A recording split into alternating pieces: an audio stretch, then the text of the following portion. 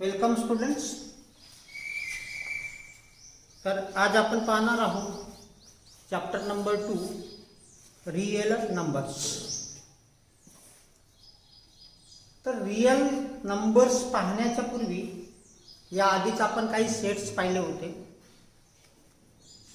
बघा. Some sets, set of natural numbers. Natural नंबरची सुरुवात ही 1 पासून होते आहे. These are also called counting numbers. 1 2 3 4 5 up to infinite. Infinite numbers आहेत ते. त्यानंतर जो सेट ऑफ होल नंबर्स आहे, जेव्हा 0 ही संख्या अस्तित्वात आली तेव्हा एक नवीन सेट बनवलं आणि या सेट ऑफ नॅचरल नंबर मध्ये पुन्हा एक संख्या ऍड करून 0 ही ऍड केली आणि या सेटला नवीन नाव दिलं set of whole numbers, denoted by W. W equal to 0 1 2 3 4 up to infinite. त्यानंतर निगेटिव्ह संख्या अस्तित्वात आल्या, पुन्हा एक नवीन सेट बनवण्याची आवश्यकता भासली. तर या सेट ऑफ होल नंबर मध्ये लेफ्ट हँड साइडला निगेटिव्ह संख्यांना स्थान देऊन सेट ऑफ इंटिजर बनवण्यात आला, डिनोटेड बाय I. बघा इथे 0.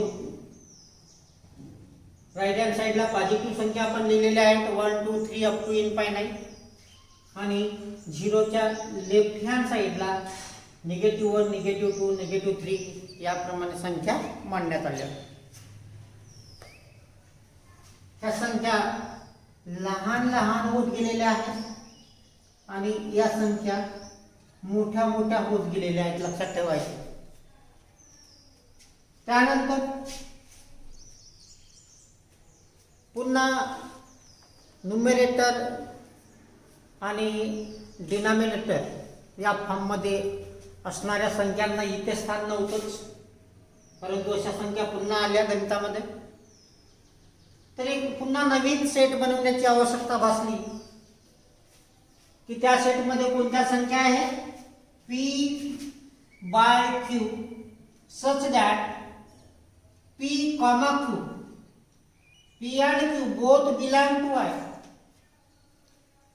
यामध्ये दोन्ही संख्या सेट ऑफ इंटिजर मधल्या आहेत, परंतु त्या कशा लिहिल्या गेल्या आहेत P upon Q and Q not equal to 0. आता Q not equal to 0 he condition का म्हणून द्यावी लागली? If Q equal to 0 then this quantity is meaningless quantity आणि त्यामुळे Q not equal to 0 he condition देणे अत्यंत आवश्यक आहे. त्यानंतर तो बघा, if P or Q or both not belong to I, म्हणजे P by Q या फॉर्म मध्ये आहे, परंतु P किंवा Q किंवा दोन्ही ह्या संख्या सेट ऑफ इंटिजर मधल्या नसतील, तेव्हा या संख्येला इरॅशनल नंबर्स असे म्हटले जाते. आपण तो Q डॅश ने सुद्धा डिनोट करू शकतो. आणि त्यानंतर सेट ऑफ रियल नंबर्स हा फॉर्म करण्यात आला. या सेट ऑफ रियल नंबर मध्ये सर्वच्या सर्व रॅशनल नंबर्स आलेले आहेत आणि त्याच प्रकारे सर्वच्या सर्वच इरॅशनल नंबरचा सुद्धा समावेश करण्यात आलेला आहे. Generally denoted by capital R. जेव्हा जेव्हा तुम्हाला गणितामध्ये कॅपिटल R दिसेल बिलॉंग्स टू R, तेव्हा समजून जायचं की R म्हणजेच set of real number. all rational numbers and all irrational numbers. हा सेट ऑफ रिअल नंबर मध्ये आलेला आहे. 10 पर्यंत सर्वात मोठा सेट म्हणजे सेट ऑफ रिअल नंबर्स. यामध्ये बघा n चे सर्वच एलिमेंट हे W मध्ये आहे.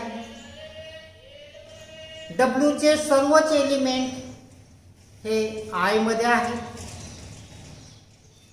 I चे सर्वच एलिमेंट हे Q मध्ये आहे. Because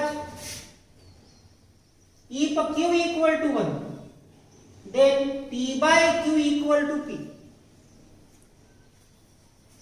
means every integer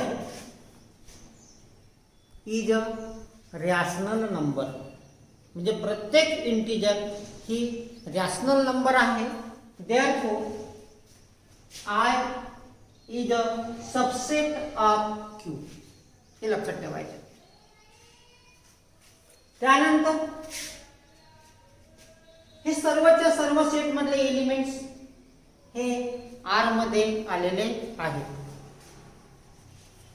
therefore n is a subset of W, W is a subset of I is a subset of Q and Q is a subset of R. याप्रमाणे त्याचं relation लिहिलेलं आहे. त्यानंतर order relation on rational numbers. आता हा जो order relation आहे हा ऑर्डर रिलेशन म्हणजे नेमकं काय, तर त्यामधला लहान मोठेपणा.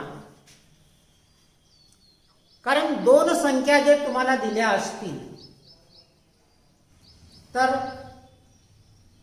पुढील पैकी कोणताही एकच पर्याय हा योग्य असतो. एक तर पहिली संख्या मोठी असेल, नाहीतर पहिली संख्या लहान असेल, नाहीतर त्या दोन्ही संख्या ह्या इक्वल असतील. तर या तीन पैकी कोणताही एकच पर्याय तिथे लागू पडतो. तर या ऑर्डर रिलेशन मध्ये आपण कोणत्याही take any two rational numbers, let a by b and c by d are any two rational numbers. ह्या कोणत्याही दोन संख्या घेतलेल्या आहेत, रॅशनल नंबर्स घेतलेले आहेत. आता कोणती मोठी आणि कोणती लहान किंवा इक्वल तर नाही आहे हे कशावरून ठरवायचं, तर बघा इथे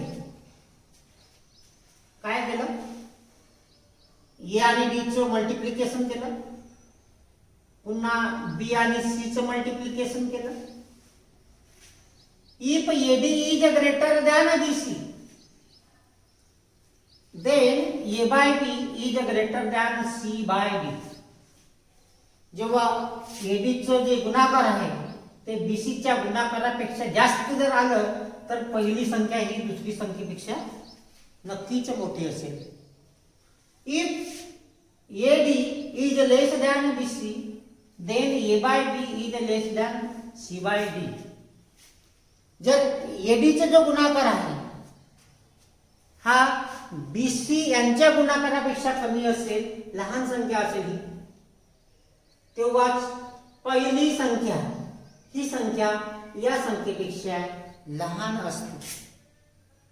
तिसरा आहे a into d equal to b into c. जे दोन्ही गुणाकार तुम्ही केले ते जर इक्वल आले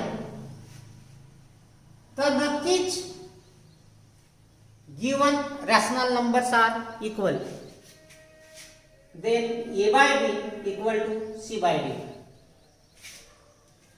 त्यानंतर को आपण properties of rational numbers. if a b c are any three rational numbers, ह्या कोणत्याही तीन रॅशनल नंबर्स आहेत. बघा then first commutative property. commutative property with respect to addition. a plus b equal to b plus a. या प्रॉपर्टीला commutative property म्हणतात आणि तेही विथ रिस्पेक्ट टू ॲडिशन. अगदी सारखं होते. जसं फॉर एक्झाम्पल 3 मध्ये आपण 4 मिळवले आणि 4 मध्ये 3 मिळवले, दोन्ही इक्वल आहे. तर ही जी प्रॉपर्टी आहे ही commutative property with respect to addition आहे. त्याच प्रकारे A into B equal to B into A हे दोन्हीही इक्वल असतात. बघा एक एक्झाम्पल मी दिलेला आहे. 3 इंटू 4 म्हणजेच 12 होतो. 4 इंटू 3 म्हणजेच 12 होते. Therefore 3 into 4 equal to 4 into 3. या प्रॉपर्टीला commutative property with respect to multiplication असे म्हणतात. त्यानंतर नेक्स्ट प्रॉपर्टी घेऊ असोसिएटिव्ह प्रॉपर्टी. सेकंड नंबर आहे असोसिएटिव्ह.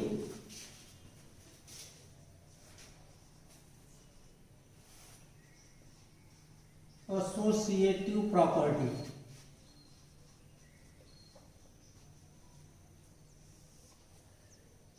बघा विथ रिस्पेक्ट टू पहिल्यांदा ॲडिशन घेऊ आपण. A plus B plus C equal to A plus B and plus C. या प्रॉपर्टीला associative property with respect to addition असं म्हटलं जाते. करून पाहू. For example 2 plus 3 plus 4 2 plus 3 plus 4 therefore 2 यांची ॲडिशन किती 7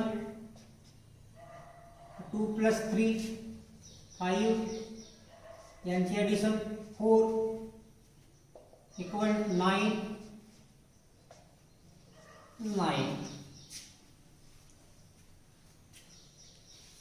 म्हणजेच असोसिएटिव्ह प्रॉपर्टी इज सॅटिस्फाईड.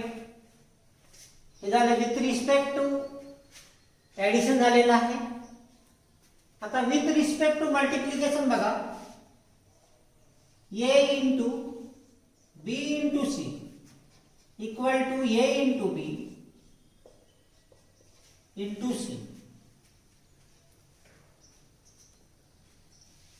तर associative property with respect to multiplication हे सॅटिस्फाईड होते किंवा नाही आपण एखादा जनरल एक्झाम्पल घेऊ.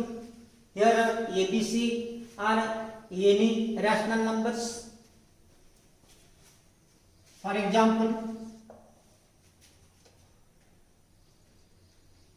3 into 4 into 5 3 into 4 into 5 यांचं मल्टिप्लिकेशन करा. 3 into 20 here are 12 into 5 60 आणि हा 60. म्हणजेच असोसिएटिव्ह प्रॉपर्टी सुद्धा इथे सॅटिस्फाईड होते आहे. नेक्स्ट प्रॉपर्टी आहे आयडेंटिटी. आयडेंटिटी म्हणजे अविकारक मराठीमध्ये म्हणतात त्याला. आयडेंटिटी एलिमेंट म्हणजे अविकारक. अविकारक याचा अर्थ विकार न करणारी, म्हणजे त्या संख्येवर कुठलाही फरक पडत नाही. थर्ड नंबरची प्रॉपर्टी आहे आयडेंटिटी प्रॉपर्टी. लेट आपण अजून तर केलेला आहे. ए plus 0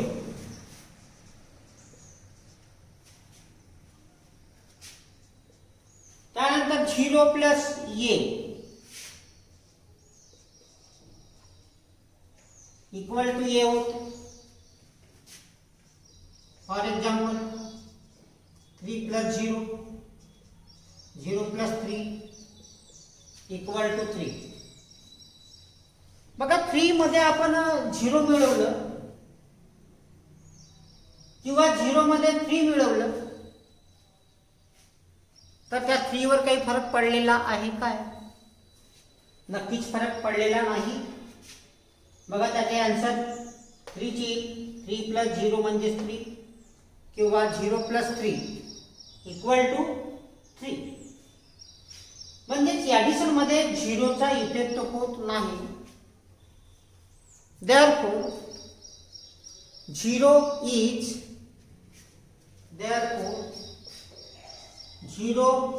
is an identity element with respect to addition.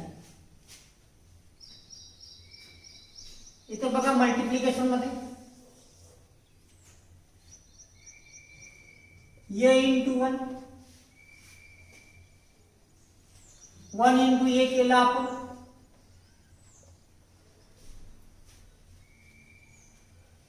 शेवटी आपल्याला h मिळतो आहे. For example 7 × 1 1 × 7 means 7. म्हणजे मल्टिप्लिकेशन करताना आपण एखाद्या संख्येला 1 ने जर मल्टिप्लाय केलं तर त्या संख्येवर कोणताच इफेक्ट होत नाही. इथून दिसतो आहे 7 × 1 म्हणजे 7 होते, 1 × 7 म्हणजे 7. therefore 1 is an identity element with respect to multiplication. त्यानंतरची प्रॉपर्टी आहे inverse.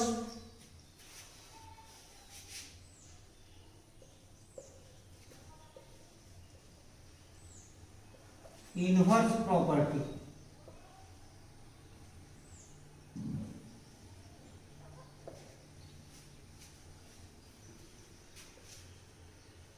a plus minus a और माइनस a प्लस a म्हणजे 0 मिळते आहे. therefore negative a is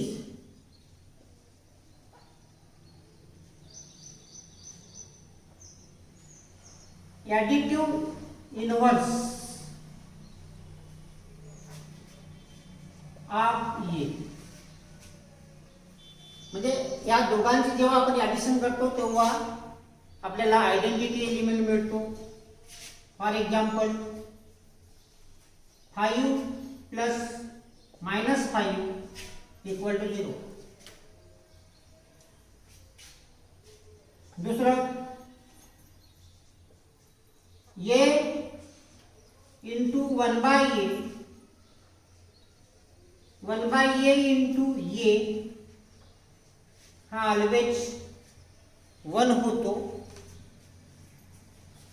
त्यामुळे 1/a ला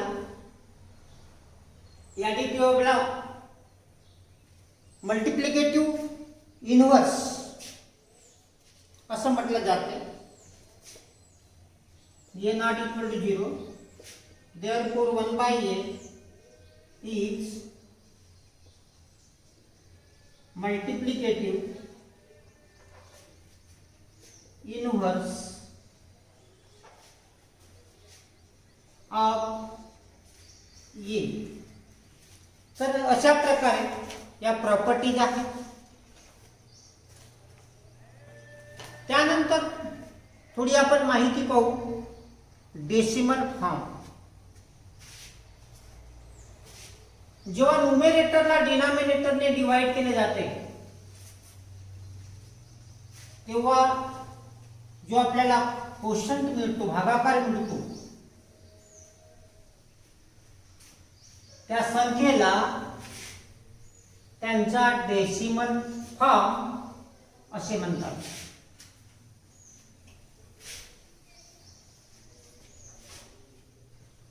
तर या डेसिमल फॉर्म मध्ये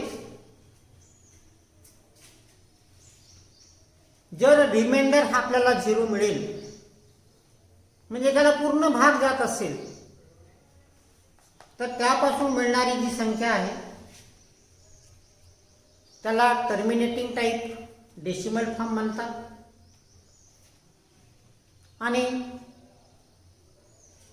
रिमाइंडर 0 मिळत नसेल तर त्याला म्हणतात non terminating type decimal form.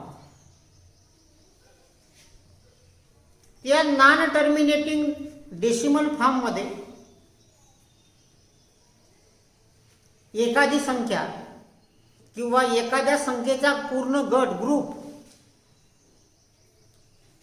हा वारंवार रिपीट होत असेल तर त्याला आपण म्हणणार आहोत नॉन टर्मिनेटिंग टाईप अँड रिक्युरिंग.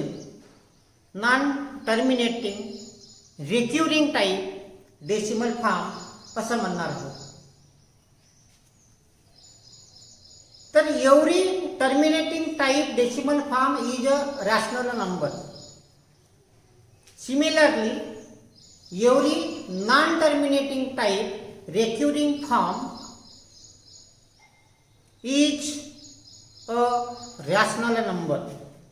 म्हणजे जो डेसिमल फॉर्म असतो नॉन टर्मिनेटिंग टाईप रिक्युरिंग, म्हणजे रिक्युरिंग आहे नॉन टर्मिनेटिंग आहे, तर ती संख्या सुद्धा ही रॅशनल नंबर्स असते. बघा यानंतर नोटमध्ये मी काही मुद्दे लिहून दिलेले आहेत. Every integer is a rational number. कारण ए ही जर इंटिजर असेल तर नक्कीच आपल्याला त्या संख्येला a/1 असं लिहिता येते आणि त्यामुळे प्रत्येक इंटिजर ही रॅशनल नंबर असते. Second, every terminating type decimal form is a rational number. जो टर्मिनेटिंग टाईप डेसिमल फॉर्म असतो ती प्रत्येक संख्या रॅशनल नंबर असते. त्यानंतर every non terminating recurring type decimal form is also a rational number. Non terminating भाग पूर्ण जात नाही, परंतु भागाकारामध्ये एक संख्या किंवा संख्येचा पूर्ण एक गट हा पुन्हा पुन्हा रिपीट होतो तेव्हा त्याला म्हणतात non terminating type recurring. Non terminating recurring type decimal form असं त्याला म्हटलं जातं. आणि त्या सर्व संख्या ह्या रॅशनल नंबर्स असतात. आता मी काही एक्झाम्पल्स इथे घेतले बघा. टर्मिनेटिंग टाईप डेसिमल फॉर्म, जर आपण 2 ला 5 ने डिवाइड केलं तर आपल्याला 0.4 असा कोशंट मिळतो आणि रिमाइंडर हा 0 असतो. म्हणजे त्याचं याला डेसिमल फॉर्म म्हणतात. 16/5, 16 ला आपण 5 ने जर डिवाइड केलं तर आपल्याला संख्या मिळेल t/3.2. हा सुद्धा टर्मिनेटिंग टाईप आहे. निगेटिव्ह 7/64, याला जर आपण भाग दिलं तर आपल्याला मिळेल निगेटिव्ह 0.109375. रिमाइंडर 0 राहील. हे झालं टर्मिनेटिंग टाईप डेसिमल फॉर्म. इथे बघा 101 डिवाइड बाय 8 12.625, 13/5 means 2.6, 17/8 means 2.125. म्हणजे या प्रत्येक भागाकार करताना म्हणजे भागाकारात रिमाइंडर म्हणजे बाकी रिमाइंडर हा 0 येतो. जेव्हा रिमाइंडर 0 येतो तेव्हा डिव्हिजन प्रोसेस थांबवायची असते आणि ती जी क्वोशंट भागाकारात जी संख्या आपल्याला मिळते त्यालाच म्हणतात डेसिमल फॉर्म. आणि हा जो डेसिमल फॉर्म असतो हा असतो टर्मिनेटिंग टाईप डेसिमल फॉर्म. त्यानंतर non terminating recurring type decimal form. Non terminating म्हणजे एंड नाही आहे, टर्मिनेट होत नाही, ती प्रोसेस सुरूच राहते. 17/36 मीन्स 0.472222 चालला कंटिन्यू.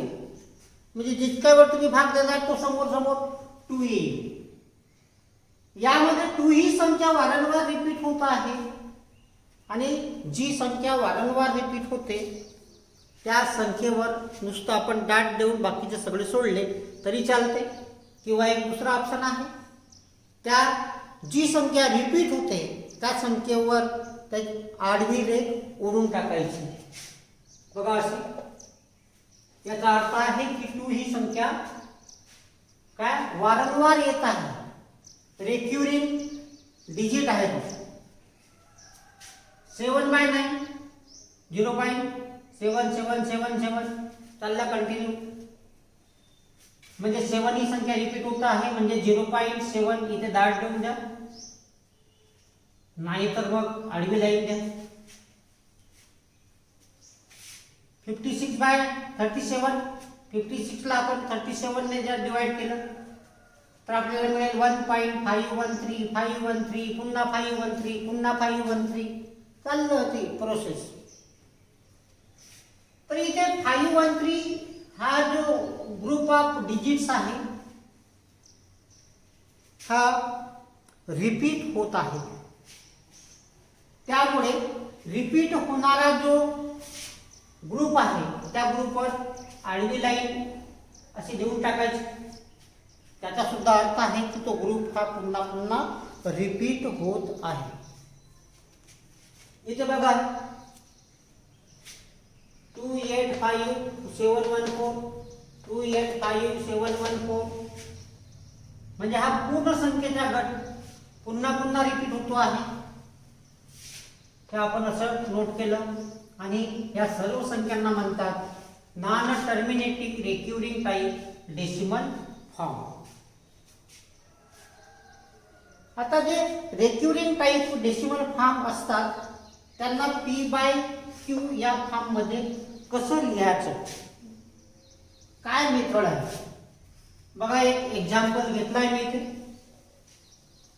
एक्सप्रेस द रेक्युरिंग डेसिमल 0.555 चल समोर इन P/Q फॉर्म. बघा त्याचे आन्सर कसं काढायचं. लिहिलं, अजून केलं लेट x = 0.555. यामध्ये केवळ 5 ही संख्या रिपीट होत आहे त्यामुळे आपण इथे आडवी लाईन दिली. आता इथे किती संख्या रिपीट होत आहेत तर केवळ फक्त एकच डिजिट हा रिपीट होतो आहे. आणि जेव्हा एकच डिजिट रिपीट होतो तेव्हा त्याला 10 ने मल्टिप्लाय करायचं. जर 2 डिजिट रिपीट होत असतील तर 100 ने मल्टिप्लाय करायचं. आपलं 100 ने मल्टिप्लाय करायचं.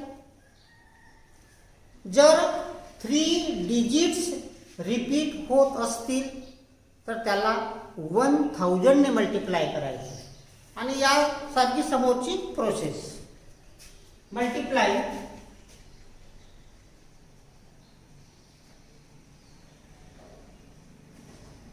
Equation 1/10 we get. 10 ने मल्टिप्लाय करा, दोन्ही साईडला मल्टिप्लाय करायचं. इथे इनफायनाईट 5 आहे. जेव्हा आपण इथे 10 ने मल्टिप्लाय करू तेव्हा डेसिमल पॉइंट हा राईट हँड साईडला एक डिजिटने एक घराने समोर जातो, म्हणजे हा जो डेसिमल पॉइंट आहे, हा डेसिमल पॉइंट हा सरळ सरळ इथे शिफ्ट होईल या ठिकाणी, कारण याला आपण 10 ने मल्टिप्लाय केलं. जर आपण 100 ने मल्टिप्लाय केलं तर 2 डिजिट नंतर तो डेसिमल पॉइंट समोर जातो. तर इथे आपल्याला संख्या मिळेल 10x आणि 5.5 इज रेक्युरिंग. सेकंड नंबर बघा, इथे 5 कसं काय आलं, तर आपण याला मल्टिप्लाय केलेला आहे. याला आपल्याला इक्वेशन नंबर 1 याला देता येईल. इक्वेशन नंबर 1 याला दिलं, याला आपण 10 ने मल्टिप्लाय केलं तर हा जो डिजिट आहे आपला डेसिमल पॉइंट आहे, हा डेसिमल पॉइंट इथे आला, म्हणजे 5 नंतर डेसिमल पॉइंट 5 असे समोर आहे. म्हणून ती संख्या झाली 10x equal to 5.5 is recurring. Equation number 2 minus equation number 1. या इक्वेशन नंबर 2 मधून इक्वेशन नंबर 1 सबट्रॅक्ट करा. हा किती मिळेल आपल्याला, 10x minus x means 5.5 is recurring, 0.5 is recurring. Therefore 10x minus x means 9x, 5.5 dot minus 0.5 dot means 5. Therefore x equal to 5 by 9, but x is 0.555. Therefore 0.555 equal to 5 by 9. तर अशा प्रकारे आपल्याला दिलेले रेक्युरिंग डेसिमल फॉर्म हे p/q या फॉर्ममध्ये लिहिता येतात. तर दिलेल्या पूर्ण माहितीच्या आधारावर तुम्हाला प्रॅक्टिस सेट 2.1 हा सॉल्व करणे आहे.